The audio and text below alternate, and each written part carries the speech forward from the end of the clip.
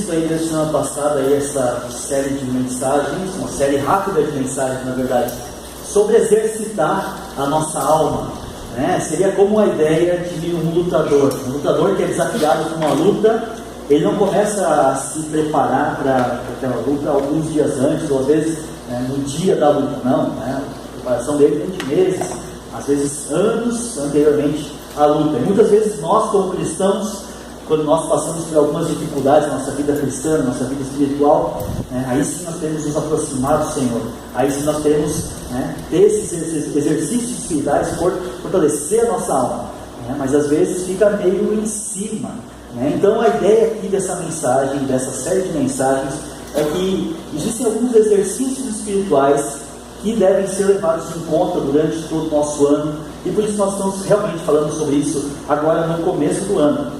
Semana passada falamos sobre leitura bíblica e sobre o estudo da palavra, meio junto, mas são duas coisas que podem acontecer separadas, Você pode separar uma parte do seu dia para ler, pegar a Bíblia e ler um trecho bíblico, e outro período do seu dia ou da sua semana, onde você pode pegar um trecho menor, que às vezes, talvez se aprofundar nele, usar algum material de apoio, para que você possa estar entendendo mais de perto aí do texto. Então, semana passada falamos sobre Deus se revelando a nós através da palavra dele, os próprios desejos de Deus para a nossa vida vêm através do estudo, do conhecimento da palavra. Muitas vezes as pessoas falam, Deus fala comigo, se revela a mim, e Deus já falou muitas coisas, mas nós negligenciamos, por vezes. Hoje vamos falar sobre Deus querer ouvir a nós, sobre oração. Deus quer te ouvir, Deus quer ouvir o que você tem para falar para Ele. Semana que vem vamos falar sobre Deus quer nos aprimorar, alguns outros exercícios espirituais que podemos estar levando aí para o nosso dia a dia. Nós vamos falar especificamente sobre esse texto em Mateus 6. Se vamos aprender a orar, por que não aprender com o maior exemplo do nosso mestre? A oração conhecidíssima aí em Mateus 6, eu vou projetar aqui esse texto em Mateus 6, 3 em diante, mas quem quiser também abrir a sua Bíblia pode abrir aí. Antes de entrarmos no texto, é óbvio, e nós sabemos disso, que oração ela realmente muda as coisas e ela realmente muda as pessoas, Aquele que ora muda, e aquele que é o objeto da oração, quando você ora por alguém, também essa pessoa é passível de mudança, Deus pode mudar as pessoas, as situações e realmente tudo que está acontecendo na sua vida. Alguns meses atrás, eu estava colocando a Marina para dormir, a Ariane tinha ido tomar banho, e eu não costumo fazer isso, geralmente ela coloca a Marina para dormir.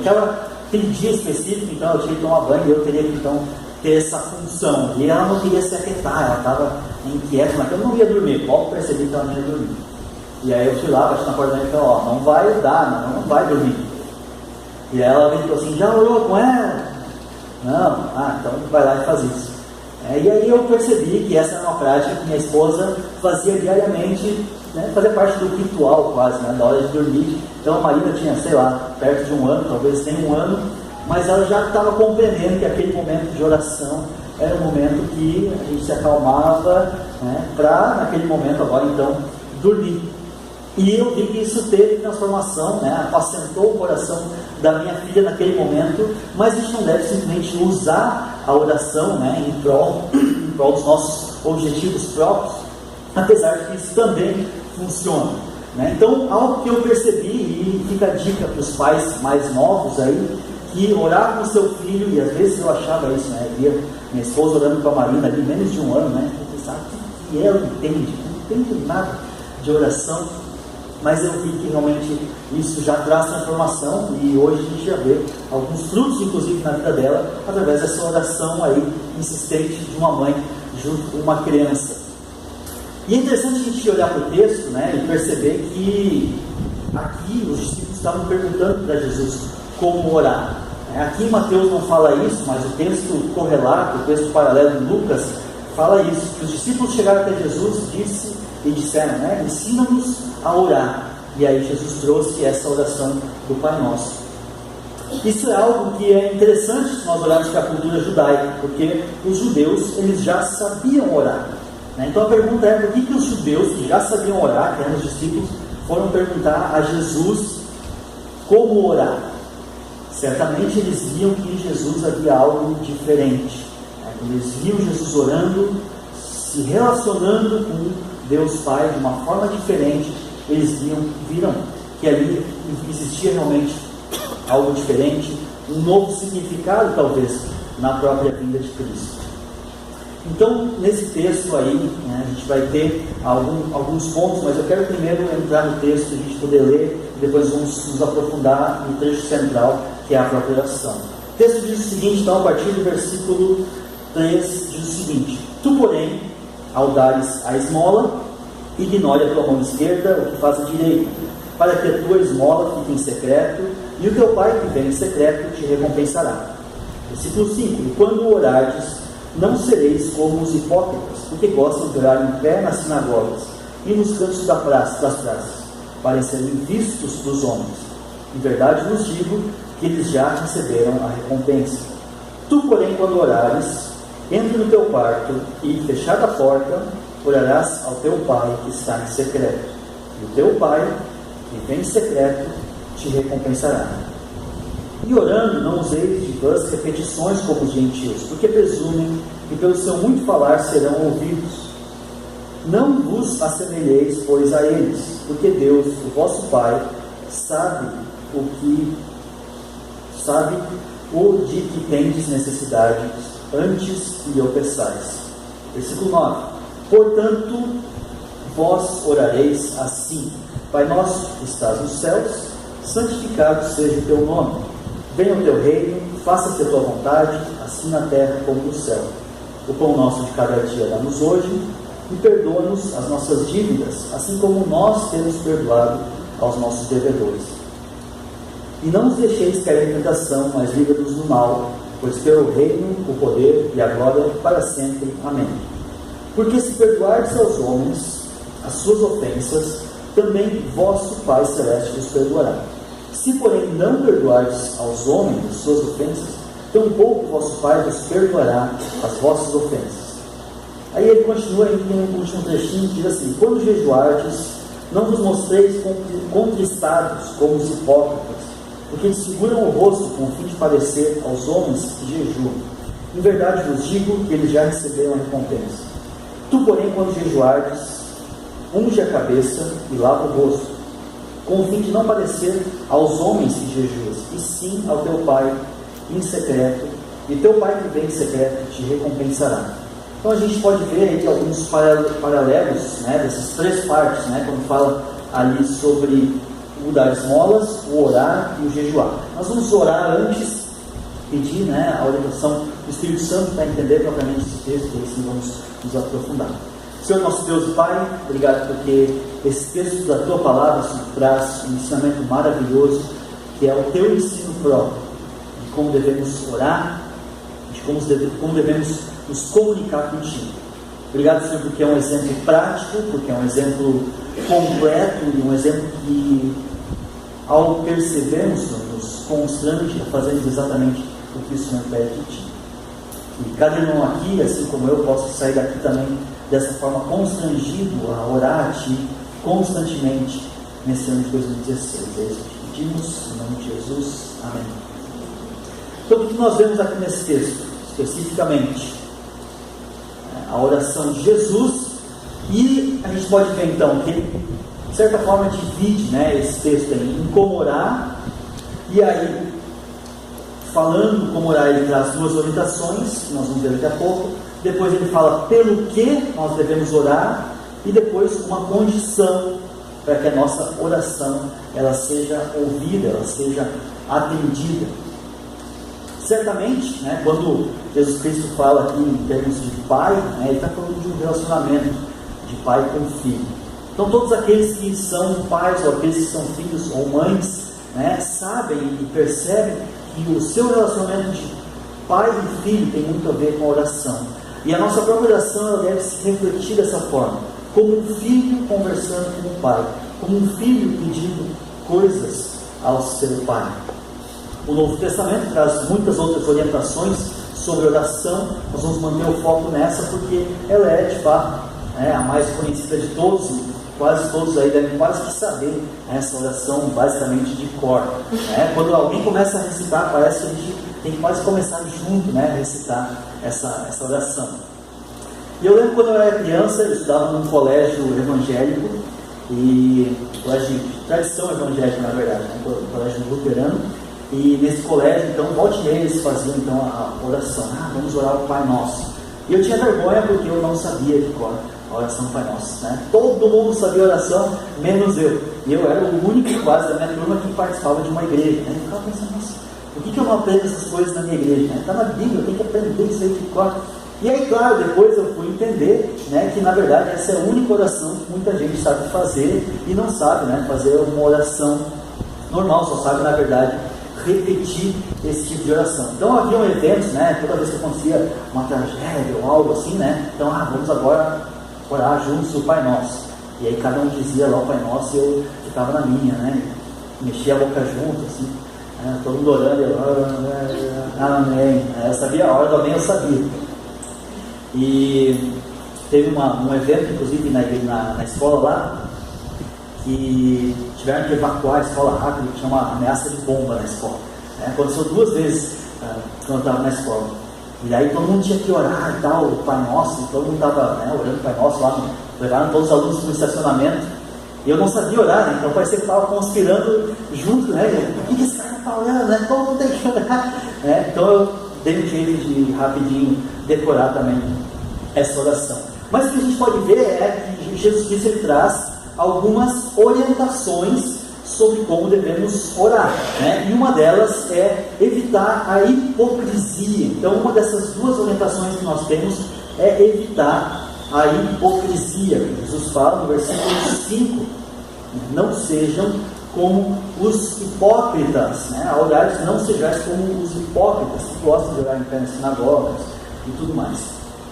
O entendimento dessa palavra hipócritas, né, ela se faz aqui muito importante, né? Então essa palavra hipócritas, né, a gente basicamente sabe o que ela quer dizer, mas eu fui indo dar uma olhada mais profundamente no grego, né, de onde vem a origem das palavras nas nossas traduções da Bíblia.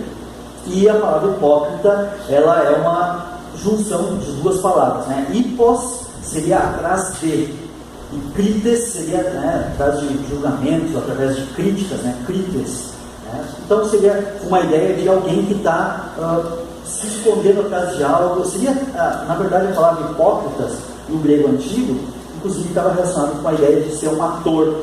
Os atores de teatros, dos dramas e tudo mais, eram os hipócritas, né? Pessoas que estavam se importando mais com o que os outros estavam pensando.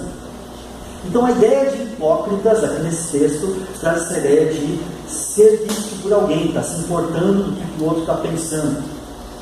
E eu trouxe o texto completo a partir do versículo 3, inclusive, porque, como eu falei, existe aí essas 3 menções aqui, sobre dar esmolas, sobre orar e sobre jejuar.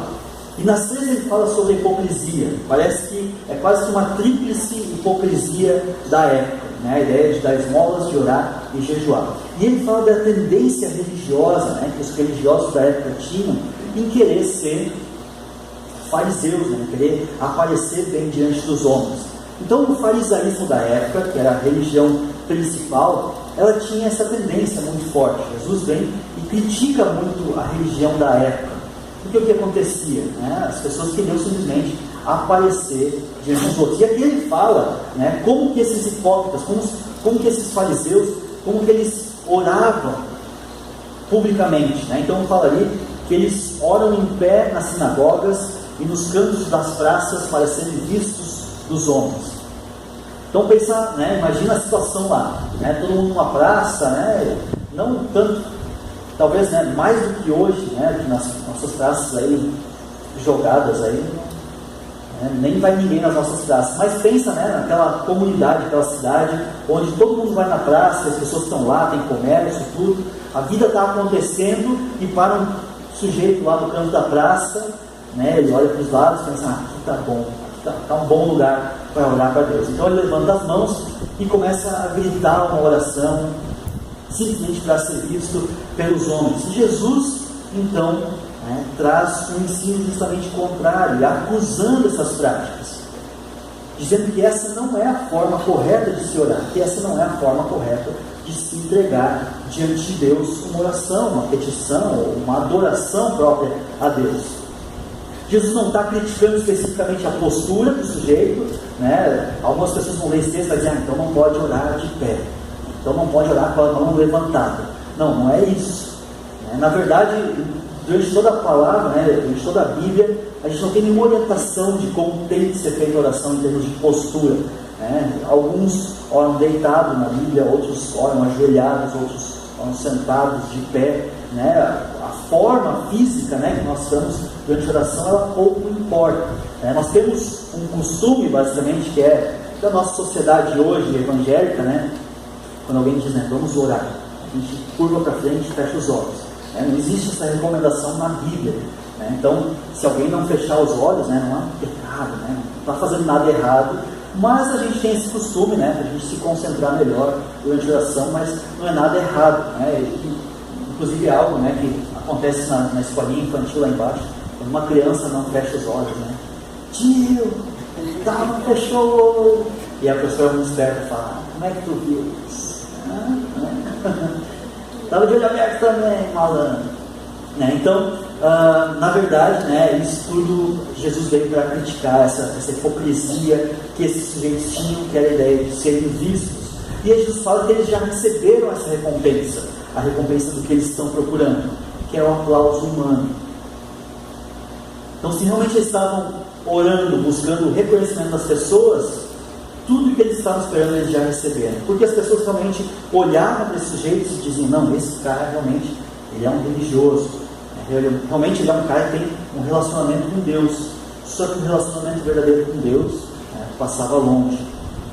Agora é muito fácil olhar para esses, para os fariseus e para os religiosos da época e acusar eles, e falar deles, mas não pensar na nossa situação, onde que isso acontece no nosso dia a dia. E quantas vezes talvez nós não temos sido hipócritas, nos levantarmos em oração, ou às vezes orarmos publicamente, ou demonstrarmos um relacionamento com Deus, seja, ali fala daqueles três, seja no orar, seja no dar uma esmola, ou seja, em fazer um jejum.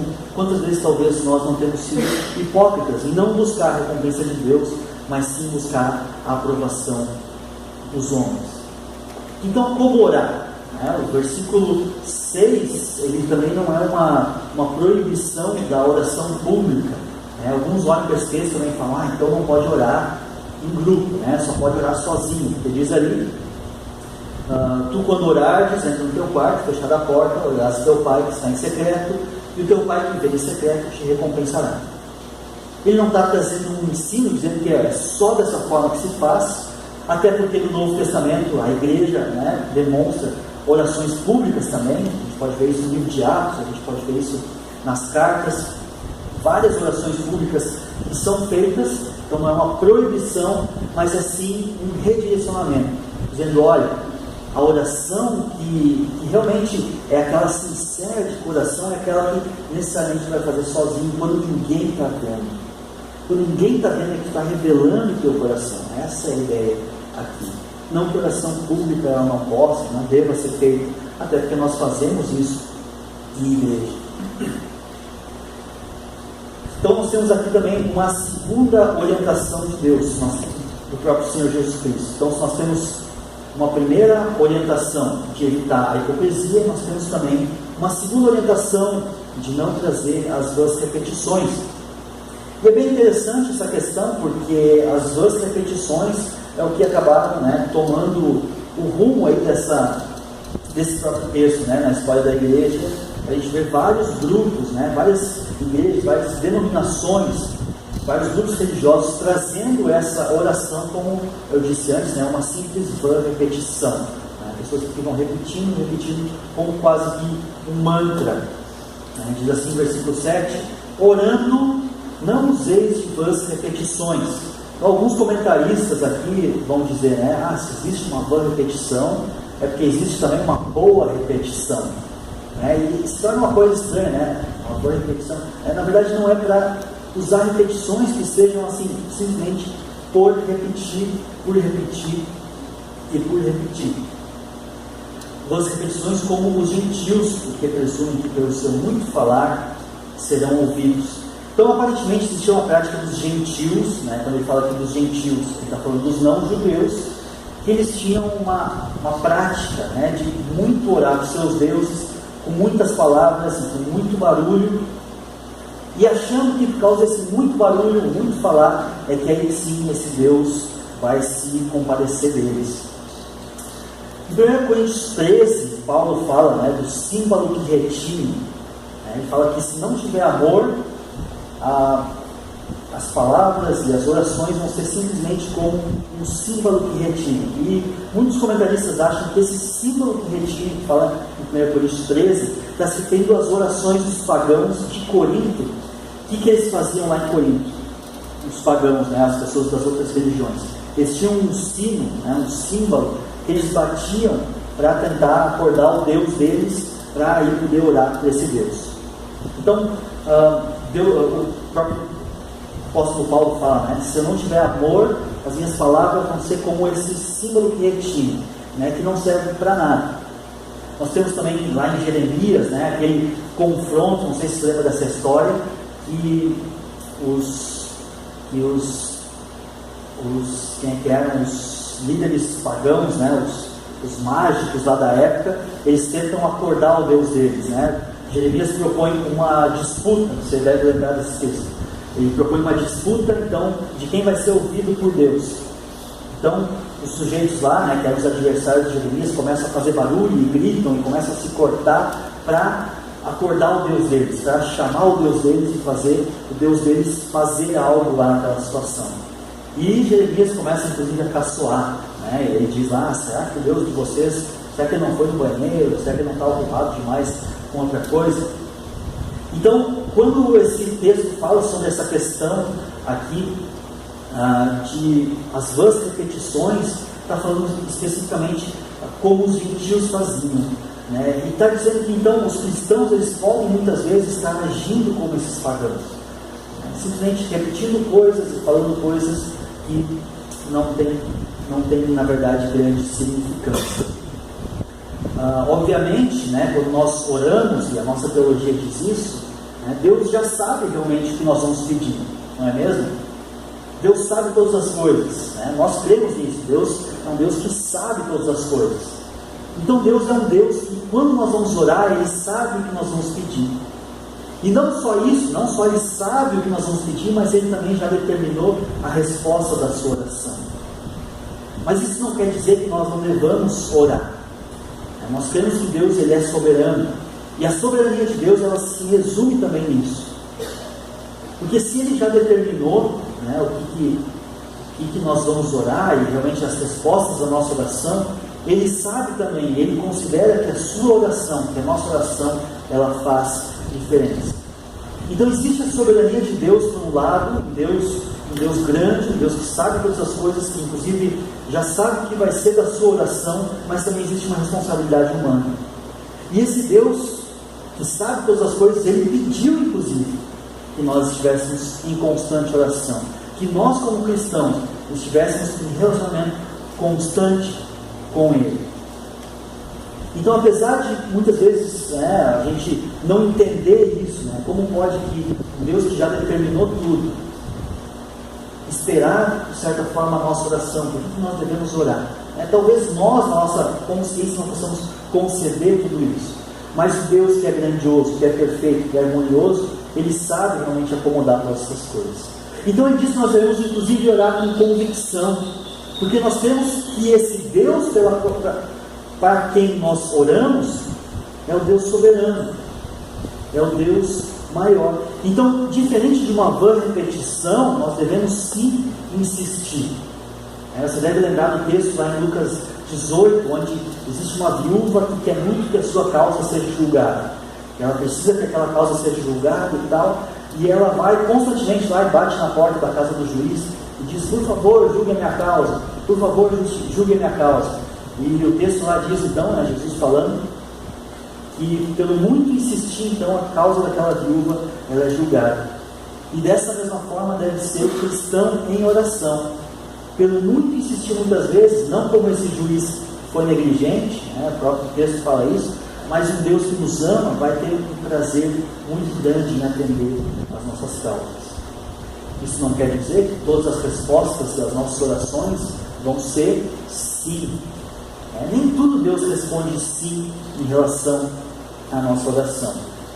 Eu quero imaginar aqui, né, um pai e uma criança, e eu olhando para minha filha, né, hoje existem pedidos, né, que ela pede, que muitas vezes são imediatos, né? Ela vem e fala: papai, eu quero fazer xixi, né? Então correndo eu levo ela para o banheiro, porque é um pedido imediato, né? Responde imediato: sim, vamos lá, né? Ou que nesses dias, né, era de noite, chovendo, e ela pediu: papai, eu quero ir para a praia. Talvez não agora, né? Ainda não. Ou esses dias que ela veio pedir para andar de bicicleta, eu falei: sim, claro, vamos andar de bicicleta. E aí eu botei ela, tem a cadeirinha dela, ela falou: não, eu quero andar sozinho. Não, isso não, né? Então, assim como um filho que muitas vezes não entende exatamente as suas necessidades e aquilo que é bom ou ruim, porque não enxerga o todo, né? Não enxerga a história como um todo. E isso somos nós, né? Que não enxergamos o todo, o qual Deus está vendo. Deus, que é soberano, sabe, né, quais são as nossas necessidades reais, o que nós precisamos agora, o que Ele vai nos responder sim agora, ou não agora, ou espere. Assim como o relacionamento de um pai com uma criança. Nós devemos entender então que também, de certa forma, nós podemos argumentar com Deus, trazer as nossas colocações e falar para Deus quais são os anseios do nosso coração, as nossas necessidades. E isso com certeza vai valer muito mais do que você recitar 10 vezes um Pai Nosso, ou 20 vezes uma oração tal, né, como quase uma penitência, né, quase que como um sofrimento que está sendo trazido sobre você. E pensando ainda nessa ideia de 2 repetições, né, sempre nós levamos os jovens numa igreja, intercâmbio com uma outra igreja, e o sujeito lá que estava dirigindo o culto, ele leu uma oração. Vocês lembram disso? O sujeito trouxe uma oração liga, né? E para nós isso pareceu um pouco estranho, né? Não cremos que isso seja necessariamente errado, né?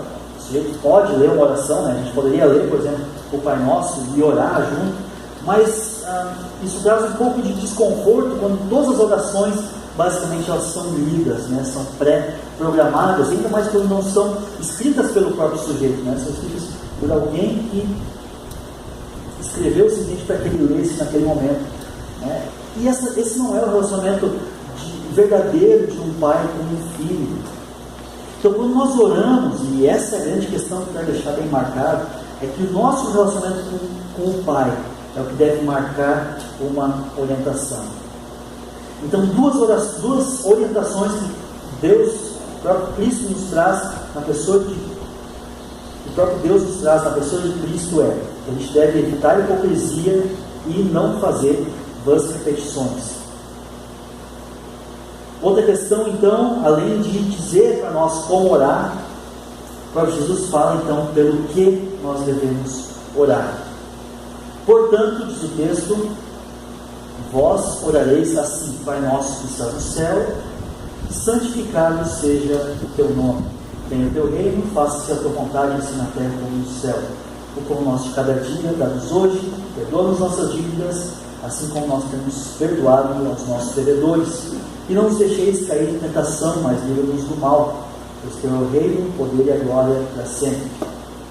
Nós temos aqui 6 pedidos basicamente, né? Se nós vamos destacar e separar, a gente tem 3 pedidos relacionados a Deus, que é: santificado seja o teu nome, venha o teu reino e faça-se a tua vontade. 3 pedidos relacionados a Deus.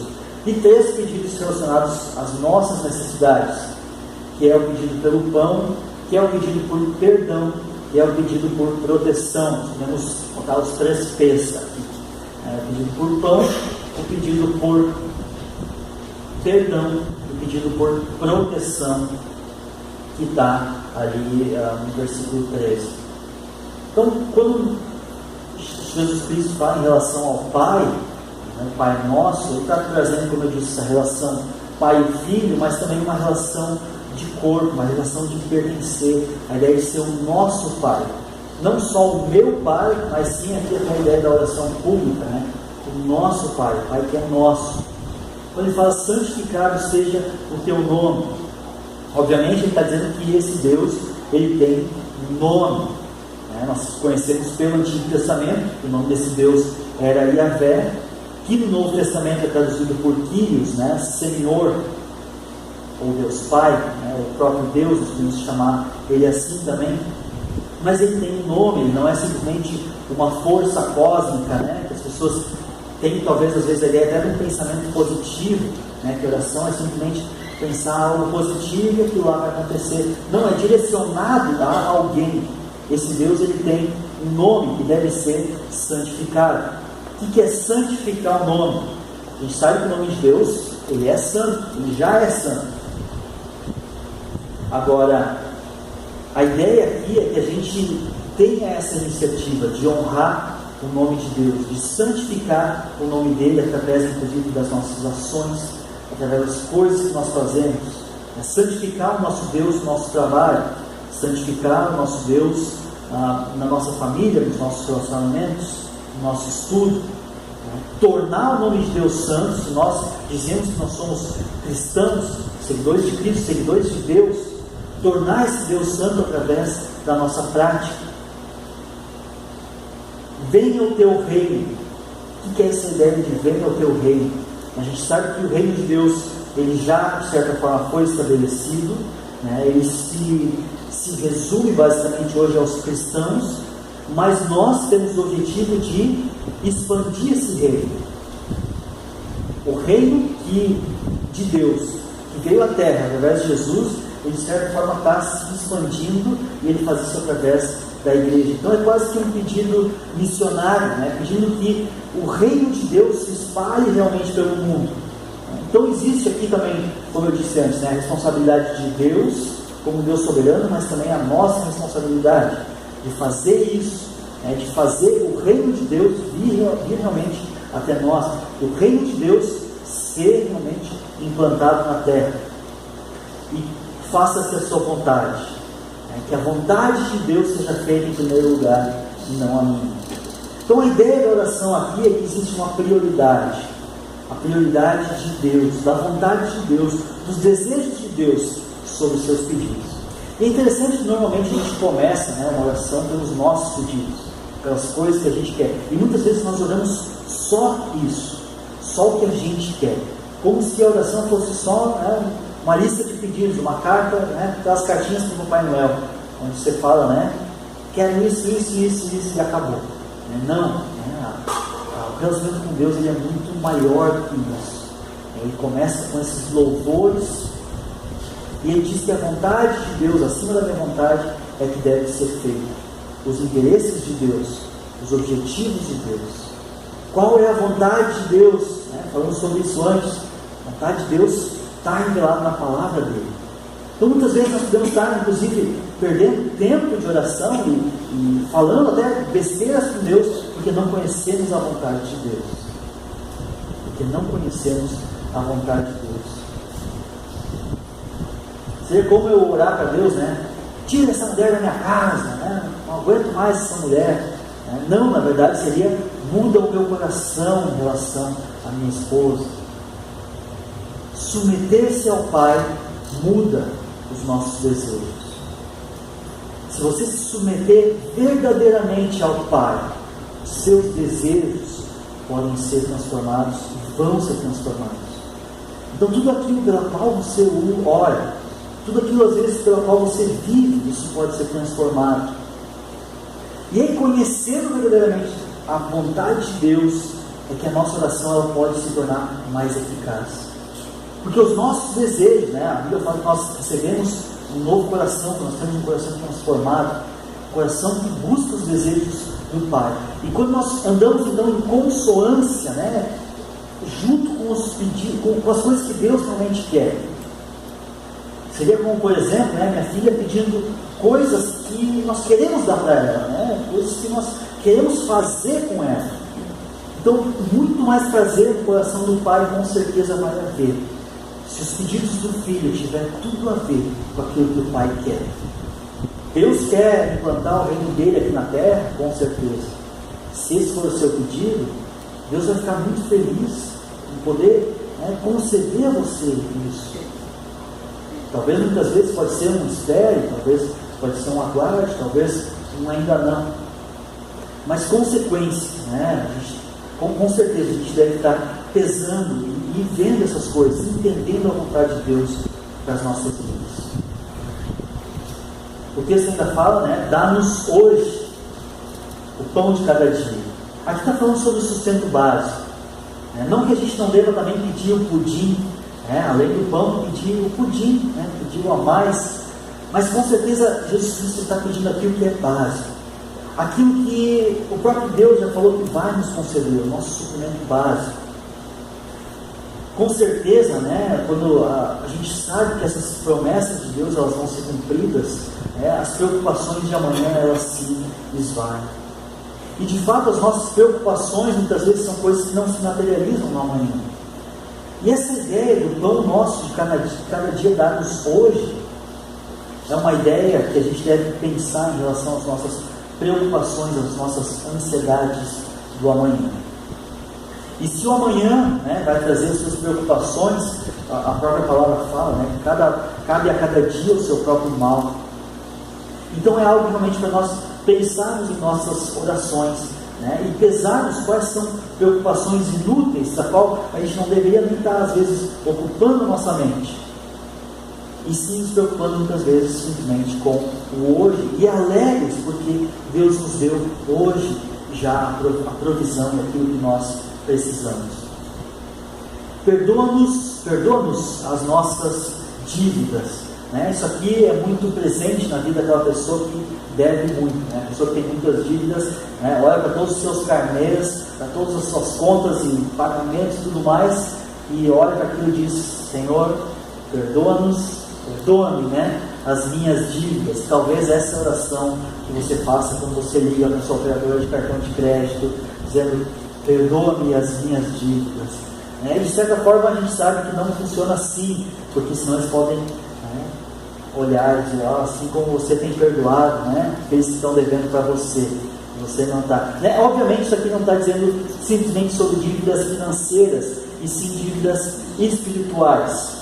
Lucas 11, no texto paralelo que eu falei, fala: perdoa-nos os nossos pecados, ou seja, uma dívida espiritual, uma dívida que a gente sabe que ela é impagável. E por isso que Jesus fala, assim como temos perdoado aqueles que nos têm ofendido, aqueles que estão, de certa forma, devendo para nós, o que se torna, na verdade, muito mais difícil. E difícil muitas vezes é a gente querer lidar, na verdade, com esse perdão. Eu sei que há algum tempo atrás, eu brinquei agora do Hipercard, algum tempo atrás eu encerrei o meu cartão do Hipercard e eles ficaram me devendo cerca de R$40. E até hoje isso no meu coração pesa, porque eles ficaram me devendo R$40. E eu tentei de todas as formas ligar e reaver esse valor.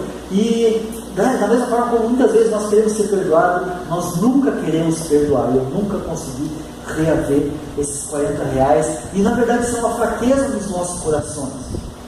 Uma fraqueza de não querer perdoar ao próximo. Isso está muito presente na nossa vida todo dia, senão não estaria no exemplo máximo de oração de Jesus Cristo aqui. E Jesus Cristo, na verdade, está querendo transformar a sua vida. Transformar a sua vida na questão de perdão. Tanto é que a condição que ele vai trazer depois, os versículos 14 e 15, tem tudo a ver com isso. Então conheça as suas fraquezas. Diz mais adiante, não nos deixe cair em tentação, versículo 13, mas livra-nos do mal. Então existem situações onde o pecado ele pode se tornar mais possível.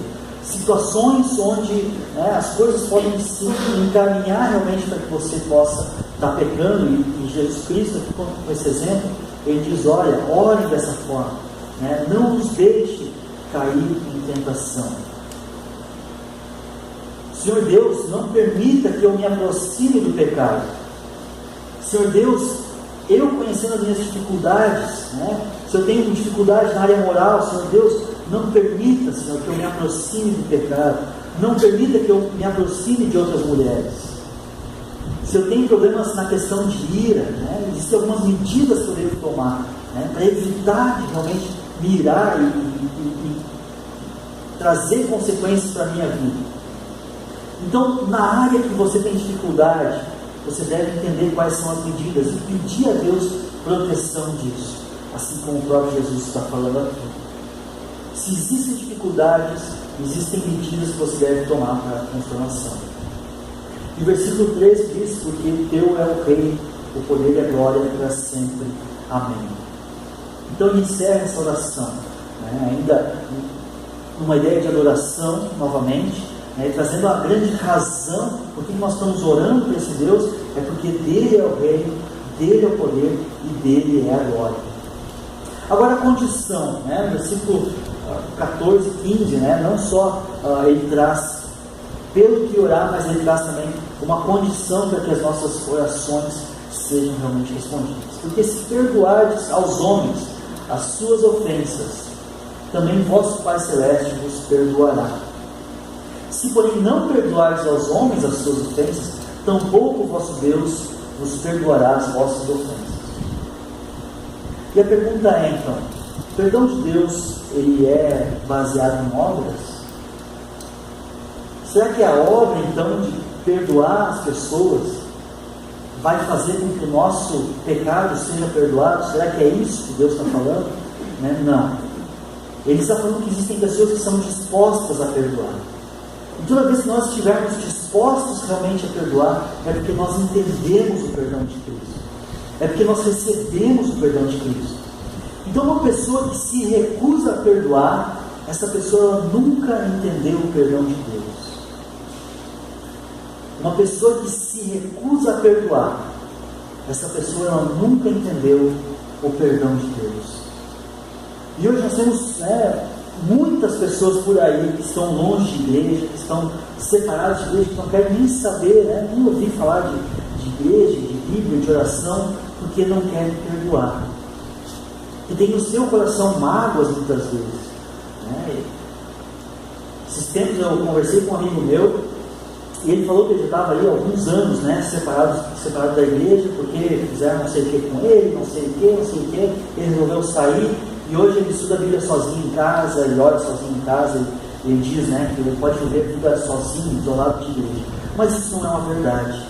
Na verdade, o que ele carrega são mágoas de alguém que não quer perdoar. E olhando para qualquer igreja cristã, a gente vê isso.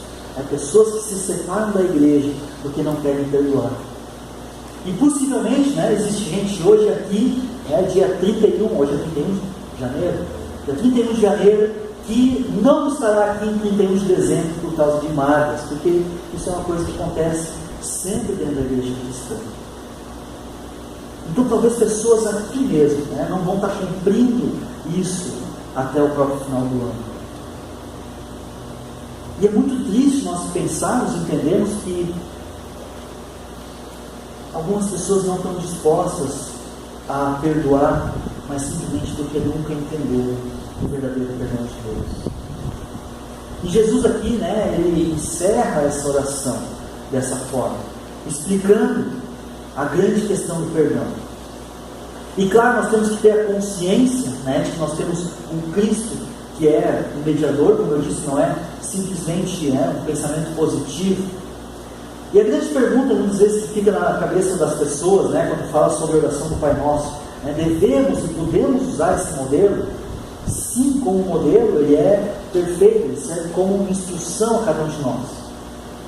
Inclusive, se muitas vezes, para você talvez, no momento de confusão, lhe faltam palavras, use as orações da Bíblia para poder orar.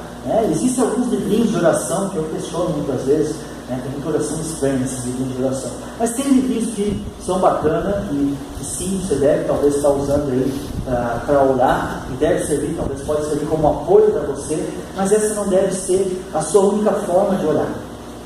Lembre-se que a forma verdadeira de orar é como uma criança, como um filho se dirigindo ao Pai.